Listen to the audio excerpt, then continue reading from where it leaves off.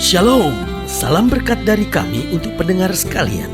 Saat ini pendengar akan diberkati dengan program Hari Ini Harinya Tuhan bagian yang ke-8. Sebuah program rohani tentang doktrin Alkitab yang menolong kita untuk semakin tertanam dalam kebenaran firman dan bertumbuh dalam kemuliaan. Bersama hambanya, Pendeta Gilbert Lumwendong, STH. Banyak orang merasa doktrin Alkitab sebagai sesuatu yang membingungkan. Tetapi tahukah saudara bahwa doktrin Alkitab intinya adalah memahami Alkitab dengan benar, dengan pemahaman yang sistematis, sehingga kita terus dapat tertanam di dalam kebenaran firman, sehingga kita terus bertumbuh di dalam kemuliaan Allah. Buka hati saudara sekalian untuk menerima berkat-berkat firman-Nya hari ini. Ada satu yang tidak dapat ditaklukkan dalam hidup ini, yaitu usia atau umur. Karena orang boleh saja berusaha untuk awet muda, dan mungkin kelihatannya boleh saja, wah awet muda. Ibu-ibu sekarang paling senang kalau dipuji orang dan dibilang, aduh ibu kelihatan muda ya, kelihatan masih gadis remaja ya. Wah, senang sekali. Iklan-iklan kan juga menawarkan begitu, bahwa akan kelihatan awet muda, ya kan? Namun kenyataannya tidak bisa kita pungkiri, setiap tahun bertambah, umur atau usia pasti bertambah. Sehingga pada kenyataannya setiap orang pasti akan menjadi tua. Kecuali memang matinya mati muda. Orang boleh saja bernyanyi panjang umurnya, panjang umurnya. Tetapi sebetulnya setiap merayakan ulang tahun, umur berkurang. Nah, banyak orang kemudian ketika menghadapi usia tua ini nggak siap, karena dia udah berjuang supaya nggak tua-tua gitu, tapi akhirnya dia menghadapi kenyataan, wah saya menjadi tua. Nah, ini yang membuat kemudian orang menghadapi yang disebut post power syndrome. Jadi sebuah sindroma, sebuah kondisi keadaan kejiwaan yang membuat orang goncang karena tidak bisa menerima kenyataan bahwa dia sekarang mulai lewat masa usia kejayaannya. Dia tadinya dicari orang, sekarang mesti antri mencari orang, ya kan? Dulu dia dihormati, sekarang dia ditinggalkan, ya kan? Dulu kayaknya dia dipuja-puja, sekarang kok dia dikritik-kritik terus, ya kan? Nah, ini akhirnya mengalami yang namanya post power syndrome. Nah, sebetulnya kita perlu ngerti dulu gimana sih menghadapi masa tua sehingga akhirnya kita kok bisa tetap bersyukur. Yang pertama, kita harus tetap bersyukur bahwa Tuhan telah memberikan panjang umur. Jadi ketika kita menghadapi masa tua, ingatlah bahwa memang setiap orang lahir lemah, masa jaya, dan kemudian kembali kepada Tuhan dalam kelemahan. Kenapa? Waktu kita lahir kita memang gak bisa buat apa-apa. Waktu kita muda, wah kita lebih hebat. Tapi kemudian usia tua, kita memang akan kembali lemah untuk berjumpa dengan Dia dalam kemuliaan. Jadi yang pertama kita harus bersyukur bahwa Tuhan telah memberi panjang umur. Yang kedua, di masa usia tua kita, masa tua, kita memang harus bersiap menghadapi kematian. Makanya orang kalau udah usia tua masih juga ke diskotik, masih juga minum mabuk, masih juga judi, masih juga berzina, masih juga cari perempuan muda. Aduh, saudaraku yang kasih dalam Tuhan, itu yang saya sebut orang tua gak tahu diri, saudara. Karena setiap orang tua pasti mati. Dan kematian bukan hal yang menakutkan, karena kematian adalah perpindahan dari alam yang penuh dengan keterbatasan masuk pada alam yang penuh dengan kemuliaan. Jadi masa tua yang pertama kita harus bersyukur bahwa Tuhan telah memberi panjang umur. Yang kedua, kita harus bersiap menghadapi kematian. Yang ketiga, kita harus membawa damai. Jangan kau udah tua tuh bikin masalah terus gitu, ribut sama anak, ribut sama menantu. Ya ilah, orang udah tua itu kan sudah harusnya bawa damai, saudara-saudara. Ingat dong, dulu memang anak-anak perlu dia, tetapi sekarang sebaliknya dia perlu anak-anak. Tuhan memang sudah aturnya begitu. Ada masanya anak-anak bergantung kepada orang tua, tetapi ada masanya orang tua bergantung pada anaknya. Ini mengajar kepada orang tua dan setiap kita untuk tidak arogan, karena setiap orang muda pasti menjadi tua, dan setiap orang tua juga pernah melalui masa muda. Karena itu biarlah masing-masing, khususnya berita buat setiap orang tua, mertua, di masa tua sudahlah bawa damai lah. tua. Jangan udah masa tua masih mau ribut terus sama anak-anak, ribut terus sama menantu, bikin masalah, ya kan? Dan yang keempat, sebagai orang yang sudah menghadapi masa tua, mari kita tahu diri.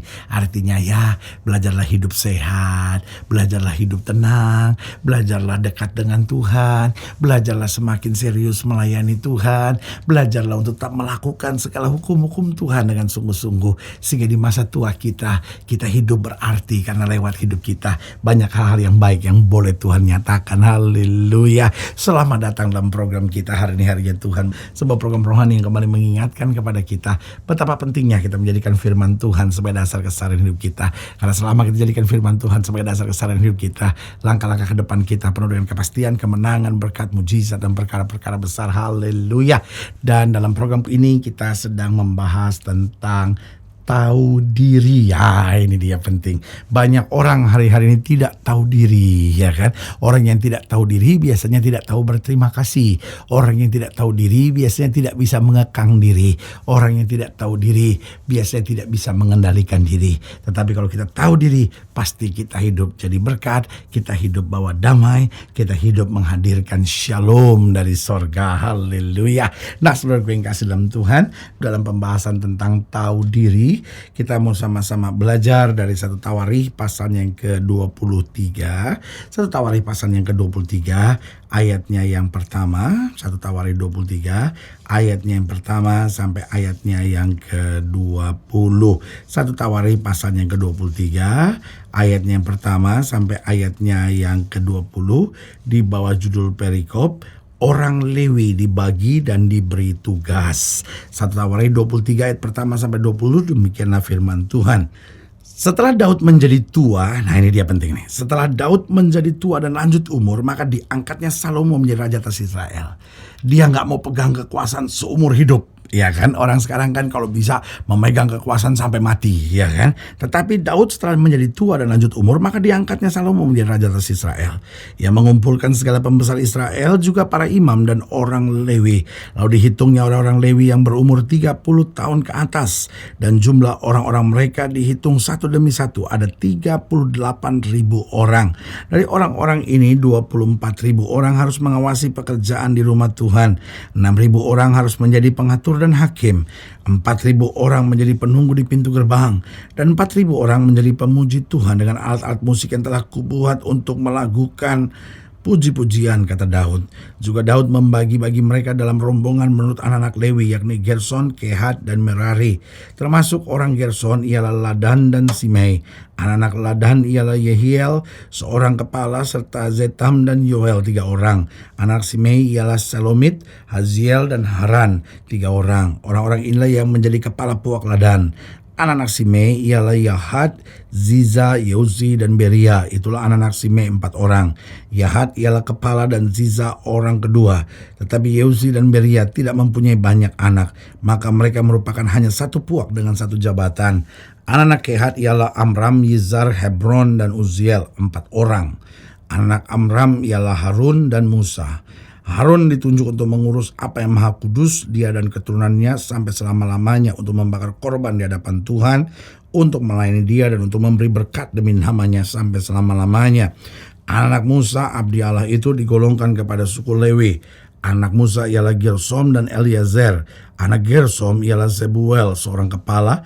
Anak Eliezer ialah Rehabia, seorang kepala. Eliezer tidak mempunyai anak lain, tetapi anak-anak Rehabia luar biasa banyaknya. Anak-anak Yesar ialah Salomit, seorang kepala. Anak-anak Hebron ialah Yeria, seorang kepala. Amaria anak yang kedua, Yahasiel anak yang ketiga, dan Yekameam anak yang keempat. Anak Uziel ialah Mikha, seorang kepala, dan Yisia anak yang kedua. Nah, saudaraku yang kasih dalam Tuhan, di sini kita bisa melihat bagaimana Daud tahu diri. Dia tidak mempertahankan semuanya, justru dia serahkan ketika dia menjadi tua.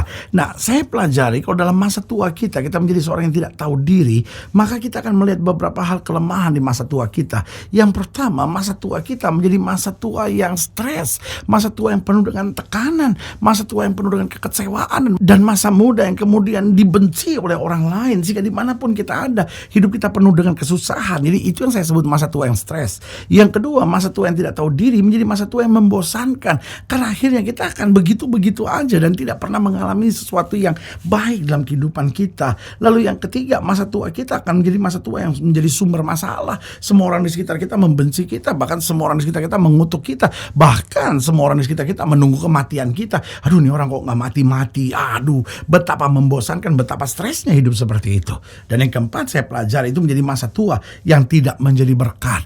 Dimanapun kita hadir, semua orang mencibirkan bibir, semua orang membuang mukanya. Kenapa? Karena kehadiran kita tidak menjadi berkat. Tetapi sebaliknya, masa tua yang tahu diri yang pertama akan mendatangkan semangat hidup buat kita. Yang kedua, masa tua yang tahu diri akan membuat hidup kita menjadi berkat. Yang ketiga, masa tua yang tahu diri akan membuat kita merasakan terus kehadiran Tuhan. Dan yang keempat, masa tua yang tahu diri akan membuat kita dapat tersenyum bahagia dalam segala perkara.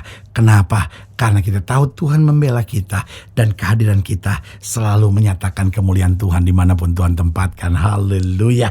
Nah, saudara yang kasih dalam Tuhan, jika serangan dilayani lebih jauh, hubungi kami melalui telepon, hubungi kami melalui surat, kunjungi website kami. Karena kami ada untuk membawa Bapak Ibu saudara senantiasa lebih dekat pada Tuhan dan mengalami kasih kuasa mujizat yang luar biasa. Haleluya. Secara khusus melalui program ini juga saya mau berdoa buat setiap orang yang sakit, setiap orang yang berbeban berat, karena saya percaya bahwa bagi Allah tidak ada perkara yang mustahil. Nah, saudara yang didoakan secara khusus, boleh taruh tangan kanan saudara di dada dan kita akan berdoa. Mari kita berdoa. Bapa, dalam nama Yesus, hamba doa buat yang sakit, hamba doa buat yang berbeban berat, hamba doa untuk setiap mereka yang sedang menghadapi masa-masa yang sukar, karena hamba percaya bahwa bagi Allah tidak ada perkara yang mustahil. Bapa, hamba berdoa di dalam nama Yesus Tuhan jamah, sehingga kesembuhan, mujizat dan berkat boleh dicurahkan bagi setiap pendengar sekalian. Secara khusus hamba doa buat mereka yang taruh tangan kanan di dada, yang mungkin selama ini di masa usia lanjut kami tidak tahu diri, atau mungkin di masa muda kami menjadi orang yang tidak tahu diri. Hamba berdoa di dalam nama Yesus Tuhan jamah, sehingga kami menjadi orang yang tahu diri. Bahkan di usia lanjut kami menjadi orang-orang yang tetap menjadi berkat, tetap membawa damai, tidak memancing keributan, tidak senantiasa mendatangkan masalah. Tapi dimanapun kami hadir, kasih Allah boleh menyertai. Di dalam nama Yesus kami berdoa. Haleluya. Amin. Saudara yang kasih dalam Tuhan, kita sudah berdoa. Ingat, Allah tidak pernah lalai menepati janjinya. Inilah saatnya buat kita untuk bangkit, bersemangat, bersuka cita dalam menghadapi segala perkara. Karena kita tahu Yesus hidup, Yesus berkuasa, dan selalu menyediakan yang terbaik buat anak-anaknya. Doa saya menyertai saudara. Sampai berjumpa pada program berikut. Dan jangan lupa, jadikan hari ini harinya Tuhan. Haleluya.